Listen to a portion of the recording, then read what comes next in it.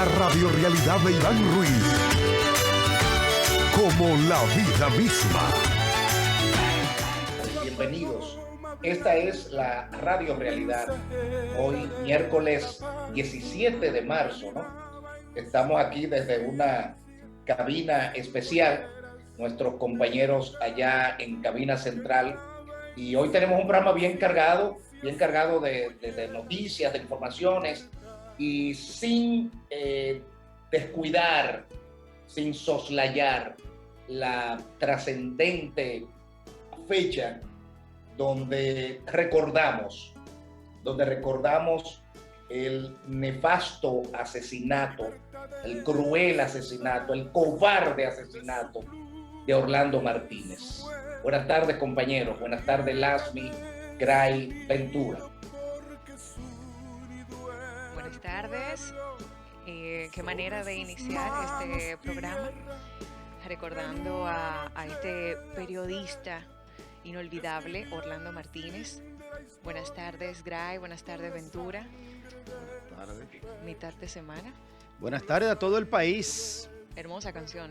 Hermosa canción de uno de los grandes, de las grandes plumas de la democracia, de la libertad, de la lucha, de la denuncia pública, de la falta de institucionalidad y de la denuncia pública sobre los atropellos y falta a la democracia que se vivieron en los terribles 12 años, una especie de dictadura blanda, pero dictadura al fin, camuflajeada de elecciones muchas veces alteradas desde el poder para que prevaleciera el mandato del presidente Balaguer. Y en esa batalla, día a día, fue asesinado uno de nuestros grandes periodistas, Orlando Martínez. Pero fíjate, Graimer, el gran poder que tenían los militares de ese tiempo, los esbirros que trabajaban al servicio de esos militares, esa famosa banda colorada.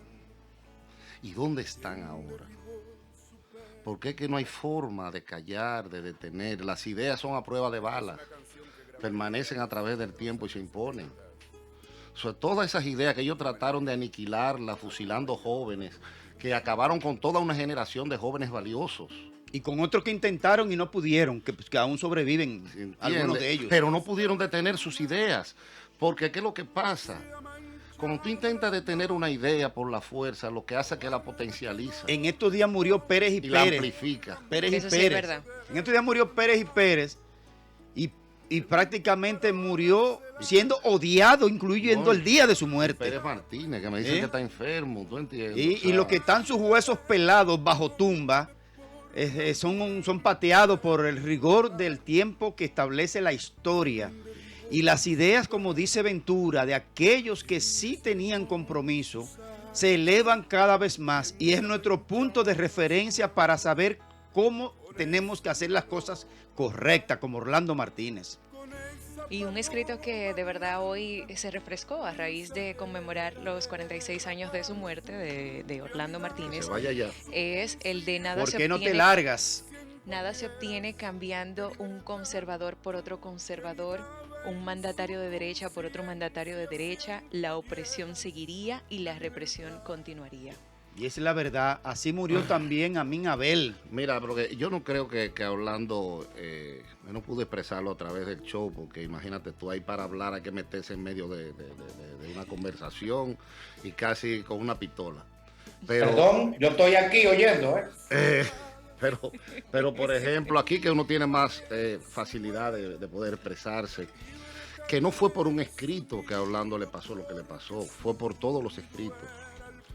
Eso fue la consecuencia de todos, de lo que él pensaba. Sí, así es. Pero hay que ver una serie de circunstancias que ahorita cuando Castillo Pantaleón esté, yo me gustaría cuestionarlo, porque yo tengo mi propia versión. ¿Saben qué, compañeros? Ventura, por ejemplo, y Gray, tú eres la Benjamín del grupo, pero sobre todo Ventura, que somos contemporáneos. Gray es un poquito más joven que nosotros, pero igual con serias preocupaciones sociales desde sus tiempos antes de iniciar incluso en la UAS.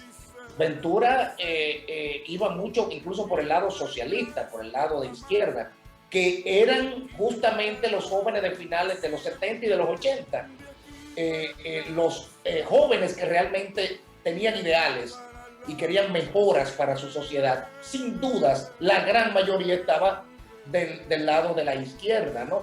Porque se veía como una sociedad más justa, como esa comunidad de bienes, ¿no? Que tanto exponía el socialismo, el comunismo. Pero Iván, en este caso, quiero corregirte que es posible que Graimer sea un poco más joven, pero eso no quiere decir que tenga menos kilometraje recorrido, ¿eh? sin dudas. No sin sé dudas. no sé qué quiso decir, pero yo ni voy a opinar mejor.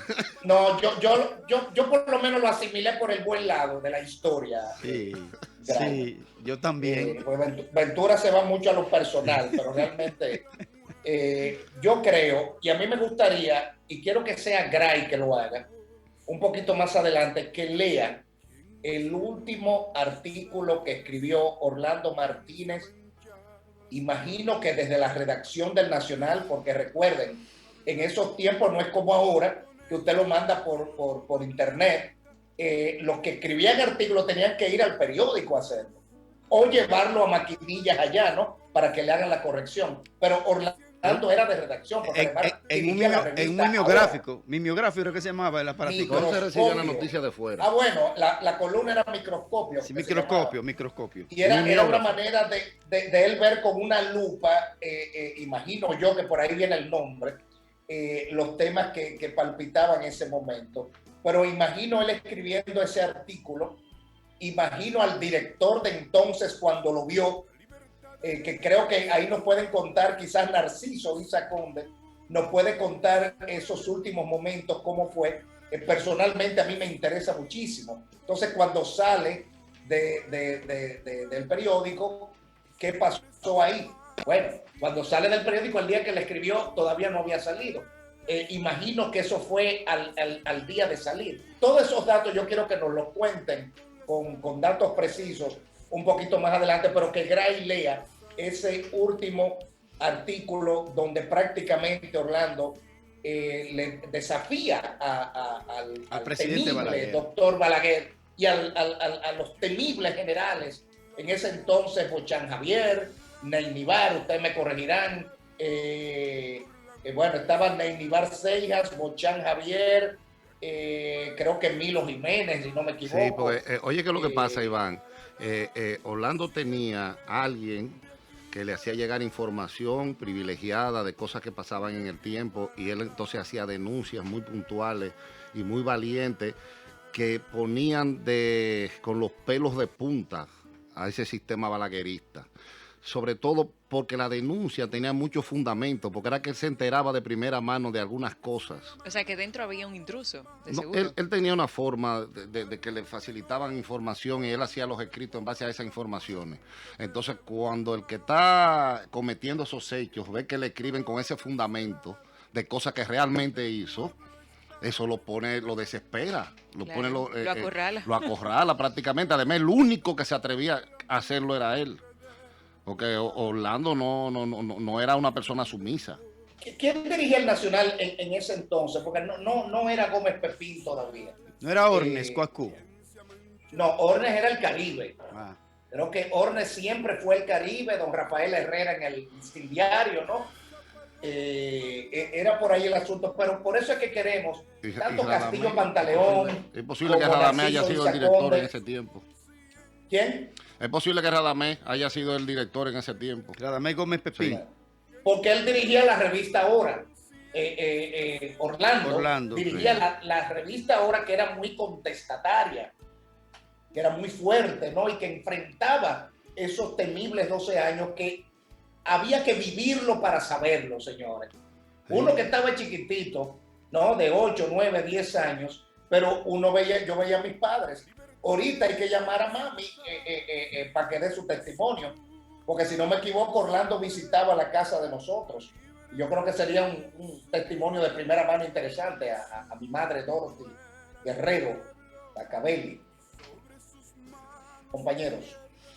Bueno, aquí está el último escrito que parte de la argumentación que se ha dado durante todo el tiempo a raíz de esta terrible muerte que impactó, estremeció a la República Dominicana.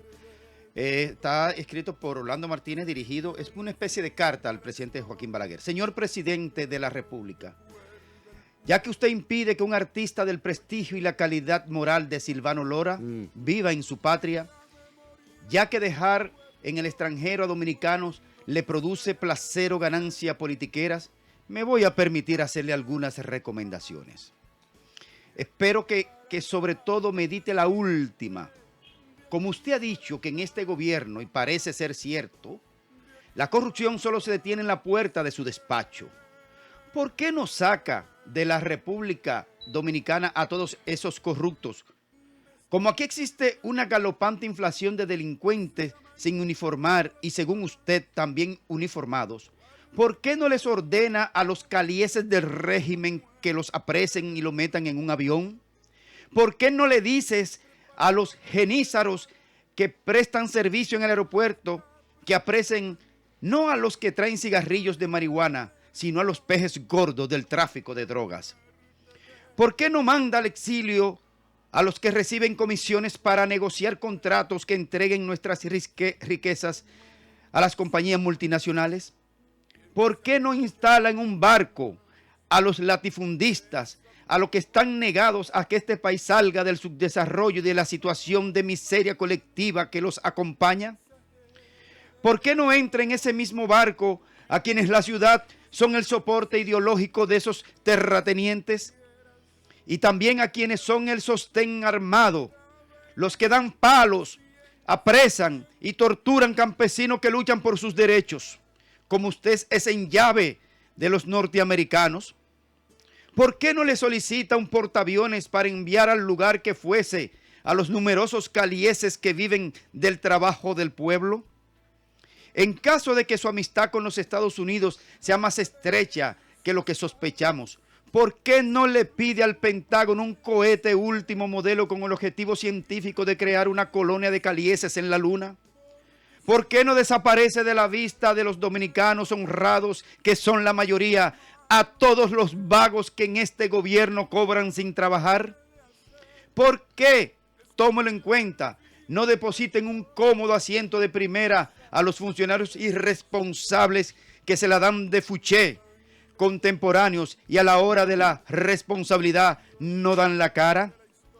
Y mi recomendación final: ahí viene. Si es inevitable que esta situación continúe, si es imposible evitar actos indignantes y miserables como el que presencié el domingo en el aeropuerto, ¿por qué, doctor Balaguer, no se decide usted a subirse en el avión o en el barco y desaparece de este país junto a todos los anteriores mencionados? Esta es una canción que grabé a principios de los años 70. Un homenaje al compañero Orlando Martínez.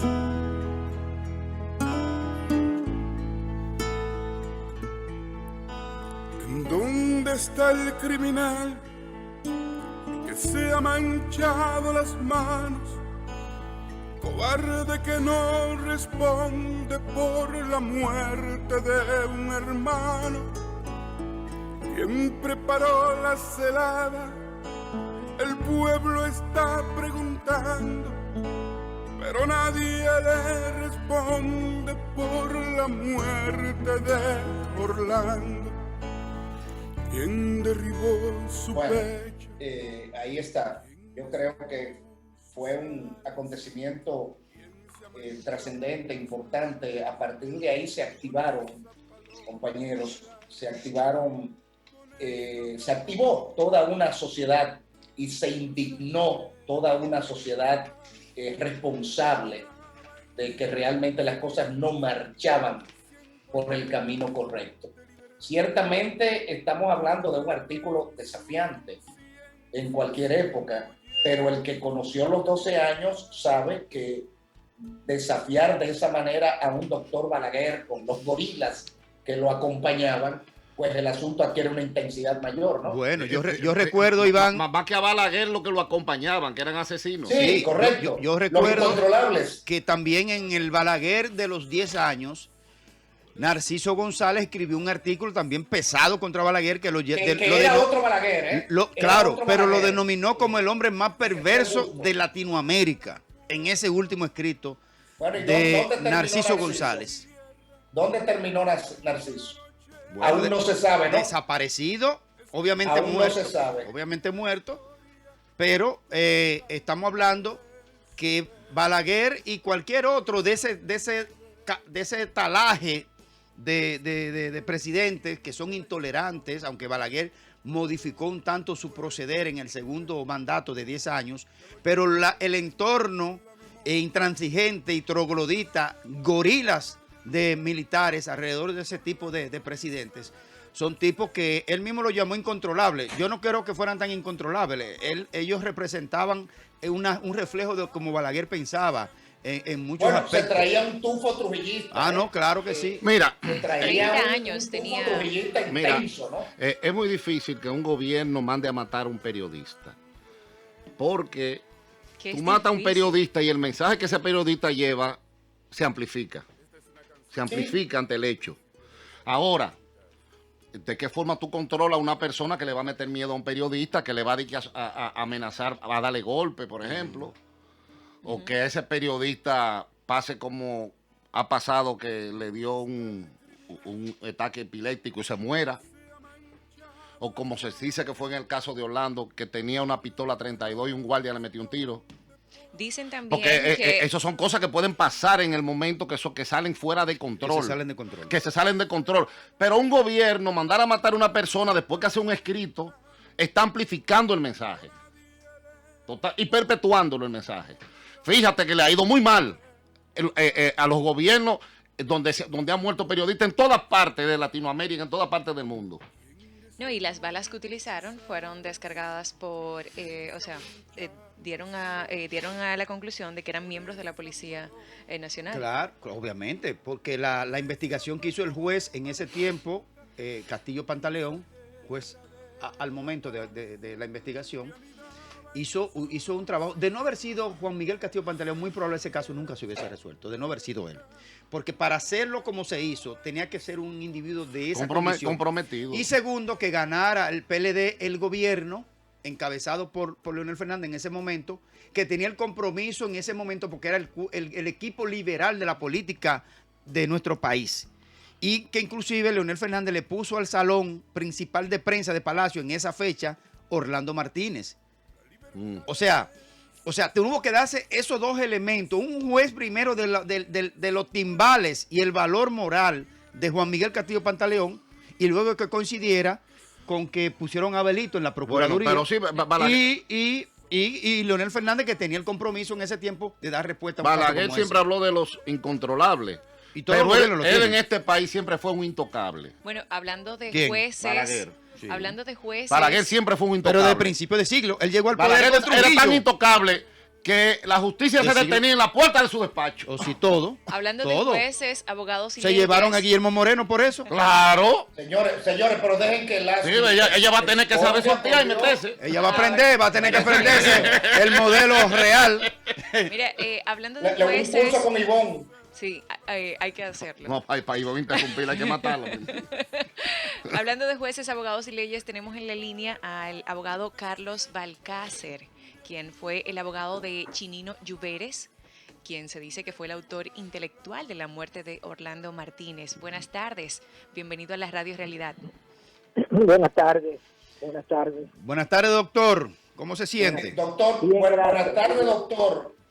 Yo quiero decir, antes de la introducción, para que alguna gente entre en contexto, Carlos Balcácer, un prestigioso abogado de la República Dominicana, que no le tiene miedo a los casos, vamos a llamarle, complejos, ni siquiera antagónicos, o sea, los que encuentran generalmente oposición de la mayoría, los casos que son un poquito sensibles, delicados, porque él le tocó defender los presuntos implicados o asesinos de Orlando Martínez, tanto físico como intelectual. Y Carlos Balcácer fue que tuvo por eso creo que su testimonio también es importante, al igual como vamos a tener al doctor Castillo Pantaleón, más adelante. ¿no? Permíteme Bienvenido, que te corrija, Iván, antes que entre el doctor. Los presuntos no, los asesinos, porque se demostró en justicia. Bien. Bueno, lo que pasa es que quiero en ese momento, cuando él asume el caso, cuando él asume, sí. Sí, me refiero a hace 26, 27 años, entonces eran presuntos implicados o asesinos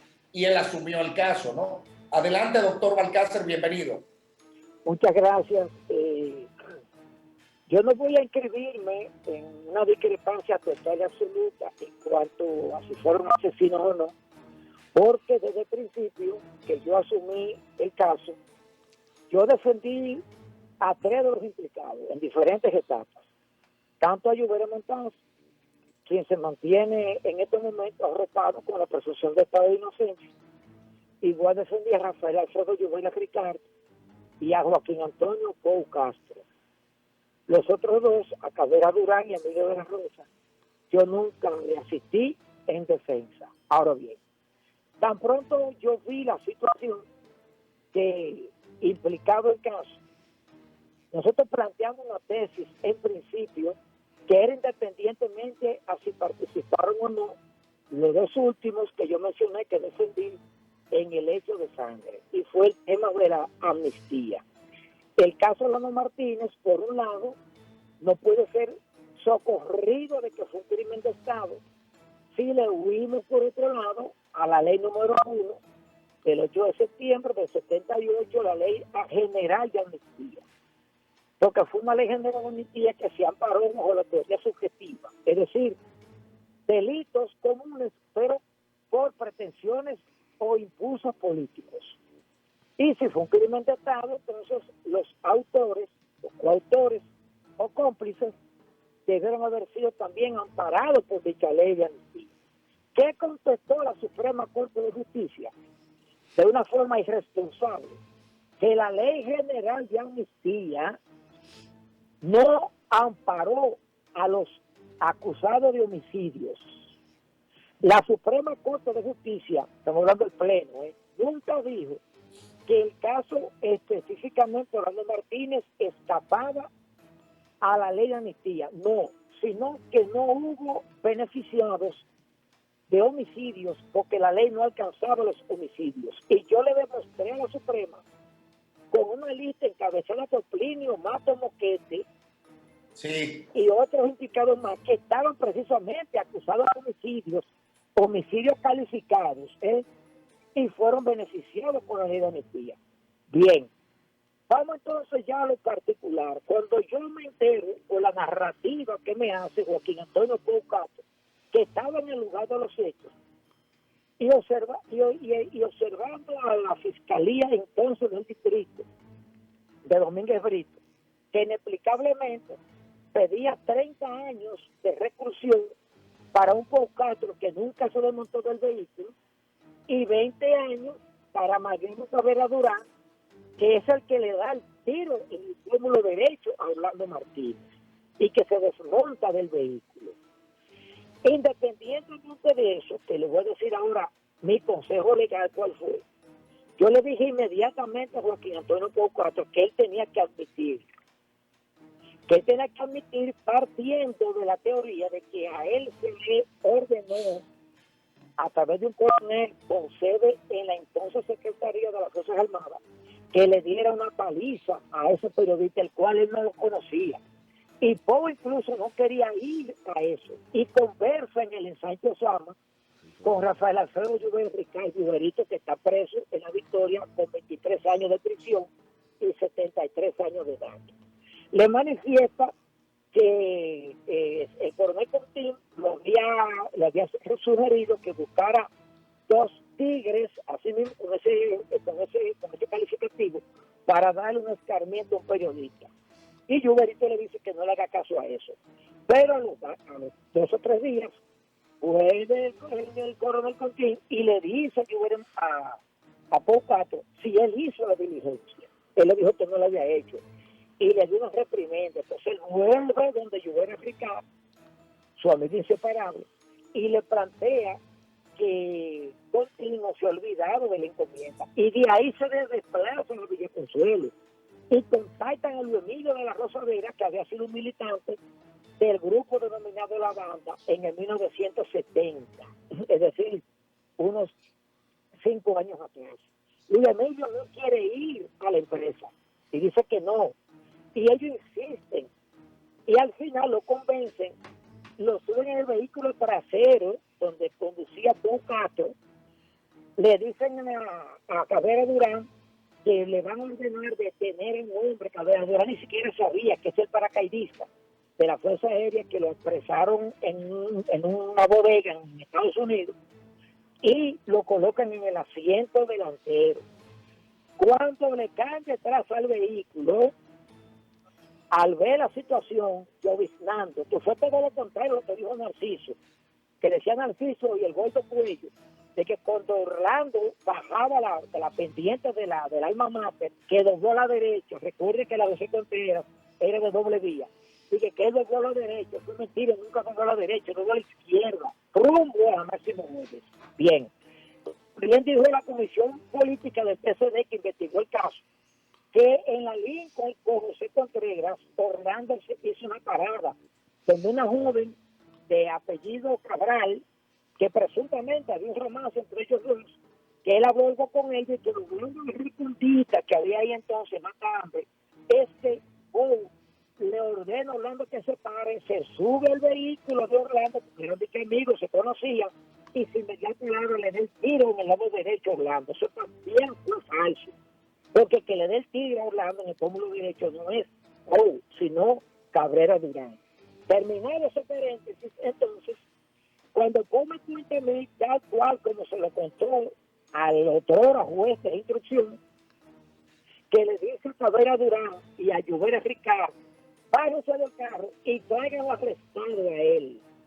Lejos de utilizar el modus operandi de darte un tiro y se por ahí mismo, y no buscar un cabo de la Fuerza Aérea con su registro de armas y todo, que lo fueron a buscar a San Isidro, cuando ellos se desmontan, Orlando Martínez, que se ha desmontado en el vehículo con un pequeño roce que le dio por Castro, por no chocarlo, porque el carro que iba delante de Orlando frenó de golpe, a propósito, naturalmente.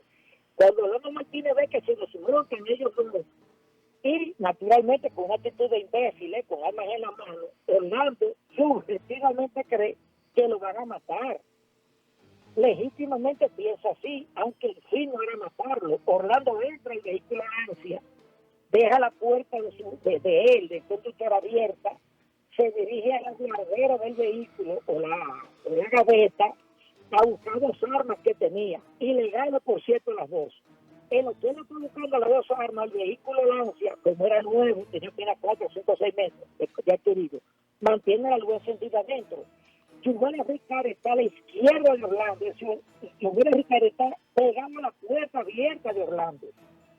Y Mariano Cabrera Durán del lado derecho, en medio de la oscuridad que caracteriza esa calle.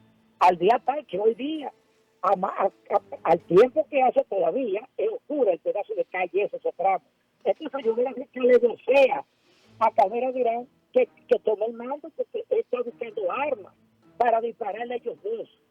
Lluvera Ricardo, procurando diezmar esa voluntad indetenible de Orlando, hace el disparo que hace siempre, escúchame el término, el pendejo, el cobarde, para que no pase nadie, le da un tiro en el antebrazo izquierdo. Lo hiere, el plomo entra por la cara anterior y sale por la cara posterior del brazo y se entra en la puerta. Cuando Cabrera Durán, que es lo que él ha dicho, oye el impacto y ve la deflagración del plomazo y el estruendo, ¡pum!, en la oscuridad, él se turba y cree que es Orlando que le ha disparado a él ya, que empezó el ataque. Y él viene, entonces coge a Orlando en el pómulo derecho y lo mata. Cuando ellos hacen eso, es decir, que por cada que está sentado en su vehículo, en un escenario donde él no quería ir, oye esas 2 detonaciones, le pregunta, un tanto incómodo, a estos 2 jóvenes que vienen, porque eran jóvenes que vienen llegando al vehículo, ¿y qué pasó? Porque nota, Luis Emilio de la Rosa Vera, que fue que no lo llevaron accidentalmente, que era menor de edad. No lo iban a llevar accidentalmente ahí a un muchacho, lo llevaron porque él iba a dar los golpes. Y él nunca se demostró tampoco del vehículo, por eso le dieron 10 años. Entonces, cuando oye sobre estruendo, le pregunto yo, ¿qué pasó? y dice Lluvere Rica, creo que tuvimos que matarlo.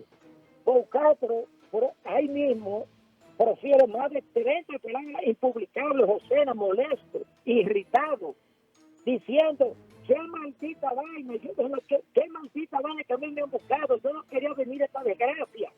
Y sale molesto con ellos, reparte a uno en un sitio y al otro lo reparte después. Y dejan el Porque cadáver, aparte, dejan el cadáver en el lugar. lo dejan sin tendido ahí, correcto. Entonces, ¿qué ocurre? Cuando yo veo ese cuadro, le digo, pues tú tienes que admitir que tú estabas ahí y di que fue lo que pasó, la verdad. Y eso fue lo que él le dijo. No el juez de instrucción, porque cuando puedo es interrogado, con el juez de instrucción, yo no era el abogado, yo entro ya en la fase del pleito. Entonces, ¿qué ocurre? Retornando a la historia, a la reconstrucción histórica, cuando Joaquín Balaguer se entera de ese hecho, inmediatamente cambia, sustituye al jefe de la policía y nombra a Nate Rafael Nivar Ceja. Pero, doctor, ¿quién era en ese momento el jefe de la... Estamos en la Radio Realidad a propósito de 46 años después del asesinato de Orlando Martínez. Doctor Balcácer, ¿quién era el jefe de la policía en ese momento antes de Nate Nivar? Tengo entendido, porque ahí la memoria me ha borrado, tengo entendido que era si te digo el nombre ahorita, lo que pasa es que llega Nivar Ceja a la jefa, pues era Nivar Ceja. Cuando Nivar Ceja llega a la jefatura, cambia, sustituye al jefe de homicidios. Y exactamente, creo que 2 o 3 días caen presos en la solitaria que existía debajo de la cárcel preventiva del Palacio de la Policía, justamente los 4 que estuvieron en el banquillo de los acusados. Cabrera Durán, el paracaidista, Luis Emilio de la Rosa Veras, Lluvere Ricard y Joaquín Antonio Pou Castro. Cuando se da el apresamiento de esas 4 personas, es que posteriormente, entonces, días después, un grupo de altos oficiales de las Fuerzas Armadas le presenta dimisión a Balaguer de los cargos y le renuncia. Bien, luego a partir de ahí son restituidos los militares. Esos 4 jóvenes no fueron traducidos a justicia y el expediente tomó otro giro. La investigación entonces se dirigió contra Juan Bosch, contra Cheche Lune, contra Diomedes Mercedes y contra Melvin Alexander Mañón Rossi. ¿No fue Jorge Botello también? No. Melvin Alexander Pancracio Mañón Rossi. Así mismo. Y ellos 3 fueron a parar a la casa preventiva de Los Ángeles. Fue una oportunidad que Bosch dijo que se iban a buscar los presos allá en un revólver. Él iba a enfrentar a la autoridad si llegaba. Oye, a los extremos que llevó, al color que llevó el expediente. Entonces, en tales circunstancias, Pou Castro admitió el hecho y en primera instancia le dieron 30 años a todos. Ante el recurso que se dedujo, yo interpuse recurso junto con los otros abogados, la Corte creyó y entendió la narrativa de todos los imputados y los abogados. Le he demostrado que Reinel efectivamente le iban a dar una golpiza y todo salió con una condena como consecuencia de golpes y heridas o muertes premeditadas por otros fines de heridas.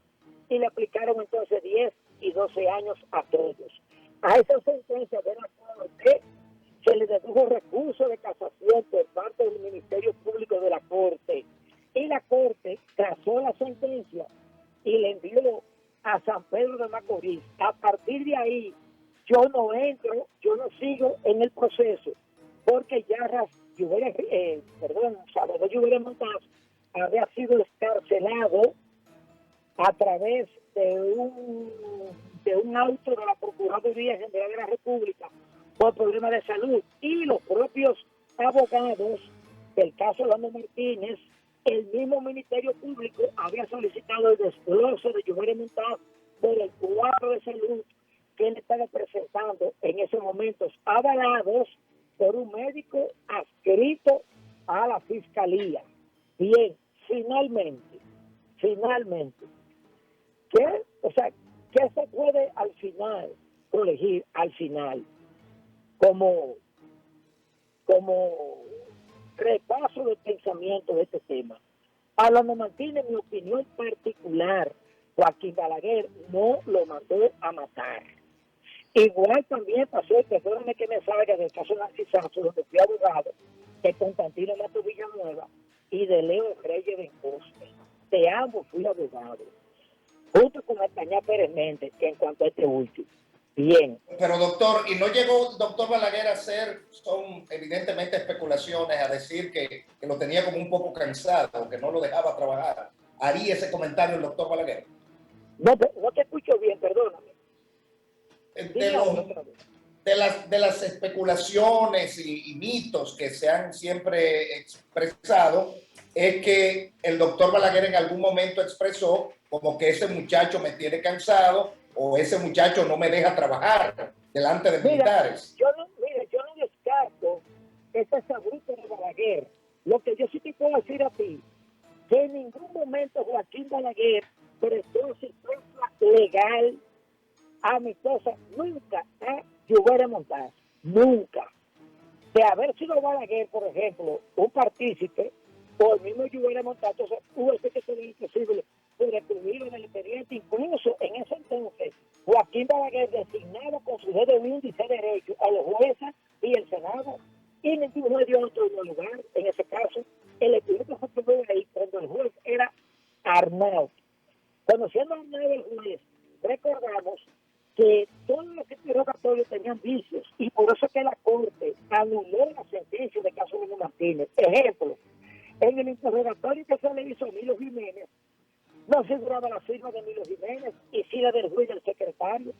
En el interrogatorio que se le practicó a Pérez y Pérez, figuraba la firma de Pérez y Pérez y no la del juez.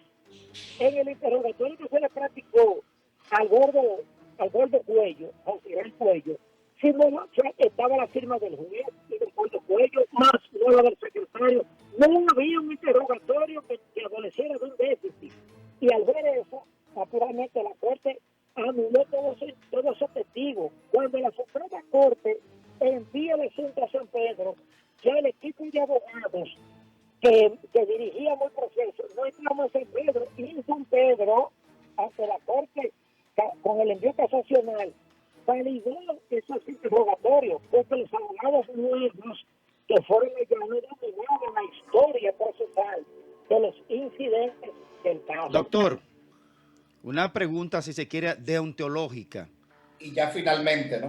Primero, antes de la pregunta, díganos la esquina exactamente donde cayó abatido Orlando Martínez, para fines de... No cayó en una esquina, él cayó justamente donde se erige el busto, ahí en la verja de la universidad. Ok. Justamente ahí. Ok. ¿Fue el mismo día que salió el artículo, doctor? No, ¿Perdón? el artículo fue en ¿Fue febrero. el mismo día que salió el artículo o días después? Fueron días después. Ok. Ahora, déjeme darle un dato a ustedes rápido. Ujú. Yo recuerdo que en el juicio que querían procesar también,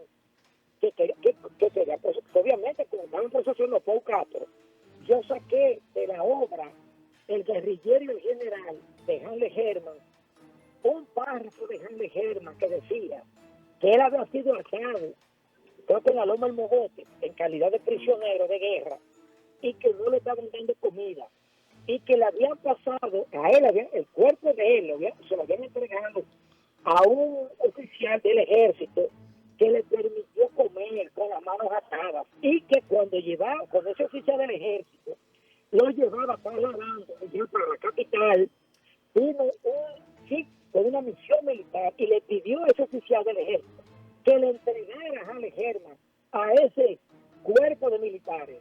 Y ese oficial se resistió y dijo que no, que por encima de su cadáver. Decía Hanley Herman, ese oficial a mí me salvó la vida en ese momento. Que al margen de que me dio alimentos, no me entregó a esos extraños militares. Y ese militar se llamaba, decía él. Estamos conversando con el doctor Carlos Balcácer desde hace unos buenos minutos aquí en la Radio Realidad, precisamente por un aniversario más del lamentable asesinato del periodista y de Compromiso Social Orlando Martínez. Doctor, La pregunta que le quería decir ahorita de carácter deontológico es la siguiente. ¿Qué usted hubiese preferido en el proceso judicial? ¿Que sus defendidos resultaran absueltos o que Orlando recibiera justicia? No, mira, lo que pasa es lo siguiente, es que el tema es muy complejo, porque de recibir justicia, escúchame esta respuesta que te voy a dar, de Sí. recibir justicia, había que declarar la acción amnistiada, ¿Por qué? porque ellos fueron beneficiados de la ley de amnistía, es decir... ¿Te preferiría no, eso a dame un justicia? segundito, pero dame un segundito, por favor, escúchame. Oye, ¿por qué? Porque forma parte de mi deontología de ejercicio. Por ejemplo, a mi hermana le mataron su hijo, o sea, mi sobrino, que yo le cargué desde niño. Y yo fui como abogado de mi hermana, enlutada, de su primer hijo, a la cuarto colegiado. Y yo le dije a los 4 jueces que nosotros no íbamos a seguir esa audiencia. Y el Ministerio Público siguió la audiencia. Y yo dije que no, que yo no iba a acusar a una persona de la cual yo no tenía prueba. Y yo bajé del estrado. Y nunca se apresó al que mató a mi sobrino, que era como mi hijo, porque yo no hago eso. O sea, si ellos no hubiesen estado amparados con la ley de amnistía, obviamente había que admitir los hechos como los aconsejé yo, Castro, que admitiera. Castro no estaba admitiendo. Castro admitió. Pero usted sabe, doctor, discúlpeme, doctor, usted sabe, doctor, que en el orden filosófico, por encima de la ley, por encima de lo que diga la ley, está el acto de justicia. Usted lo sabe. Sí, pero es que el derecho, oye, lo que pasa es que el derecho es técnica. Es que si tú me dices a mí, por ejemplo, el caso de Trujillo fue un asesinato tan así que hubo proceso e intervino una providencia calificativa, pero hubo algo que salvó a los que mataron a Trujillo, que fue la ley de amnistía. Es decir, pero fue un asesinato, porque fue con premeditación y acechanza. Entonces, desde el punto de vista técnico, fue un ajusticiamiento. No pudo haber existido condena. Ahora, la pregunta yo te la respondo. Obviamente, era indeseable que el hecho sucediera. Orlando no merecía ese final. Lo de Trujillo fue un ajusticiamiento, lo de Orlando es totalmente distinto, doctor. Bueno, no te lo estoy comparando en cuanto a la operatividad, y déjame darte un dato que aquí nadie sabe. Justamente, quizás me esté escuchando, justamente hace 2 años y 5 meses, que uno de los hermanos de Orlando Martínez fue recibido en mi casa y tocó piano en mi casa. Un gran hombre, el hermano de Orlando Martínez. Y yo recuerdo en el estrado que estaba mencionando el nombre de Mina Berjascún. Y yo le dije a uno de los abogados, un licenciado en Derecho más bien, que proclamó el nombre de Amén Abel, yo le dije a él que si él no sabía que el hermano de padre y madre de Orlando Martínez, Tucídides Martínez Howley, fue que se combinó con las autoridades policiales para darle un tiro en la nuca a Amén Abel. Porque Amén Abel lo agarró por la correa. Y le dijo, no me vaya, no se vaya, no me deje solo. Porque él se agarró, se amparó en que tenía que ir al colegio a llevar a los niños. Y dejó a Amén Abel Jabún enredado entre las patas de los asesinos. Y le dieron un tiro. Y ese tiro, si eficaz hubiese estado ahí, no le hubieran dado el tiro a Amén Abel Jabún. Pero Narciso no quiso mencionar eso ni acusar a ese fiscal. ¿Ese fue el que luego murió? Sí, pero murió en su cama recientemente. No, ¿y cuál fue el otro hermano de Orlando que murió posterior a Orlando? Edmundo. Pero del mundo... Fueron muchos golpes juntos de la madre de él. Pero del mundo no fue por eso. Lo del mundo, yo tengo que respetar ese tema. Lo del mundo fue un tema muy personalísimo. Y ellos lo saben todos. Que no conviene tocar ese tema. No puedo tocar ese tema. El tema del mundo. Vamos a respetarlo, está bien. Claro que bien, gracias al doctor Carlos Balcácer por tenerme en cuenta.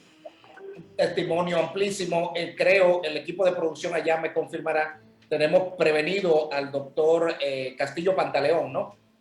¿Tenemos al doctor Castillo Pantaleón?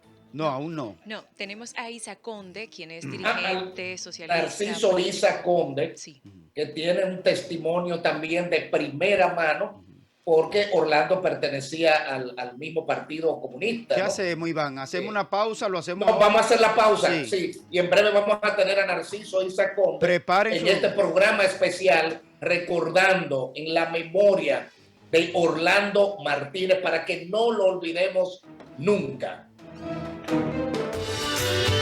La radiorrealidad de Iván Ruiz. Como la vida misma.